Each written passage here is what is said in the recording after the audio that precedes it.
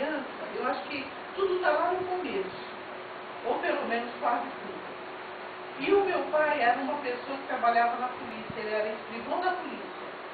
E era uma cidade pequenininha que não tinha livro, não tinha nada, mas tinha cinema, que foi a grande porta para mim. Então o meu pai tinha 5 filhos, meu pai e minha mãe. Então a gente ia para o cinema e entrava de graça, gente, olha, entrava de graça. Porque ele era delegado, ele era escrivão. É escrivão, a cartoridade. Então tinha isso. Carteirada. Aí, Champoriano tinha uma permanente de cinema. A mãe comprou porque ele era muito danado e ela sabia onde ele ia estar.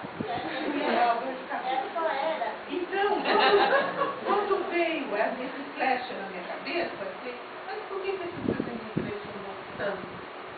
Porque falava de uma coisa que eu nunca tinha pensado. Eu devia ter 11 para 12 anos, por aí. E eu nunca pensei que uma filha pudesse rejeitar a mãe, ou renegar, que é mais forte, né? Eu acho que aquela personagem mexeu muito comigo.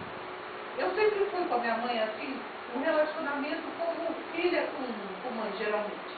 Muito questionadora, não penso que foi isso que muita gente mostra por aí. Nunca foi uma coisa assim muito tranquila.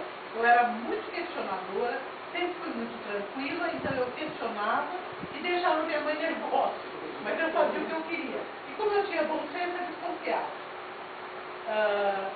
Olha, tudo isso para falar do filme, gente. Por isso que eu acho que é importante a identificação.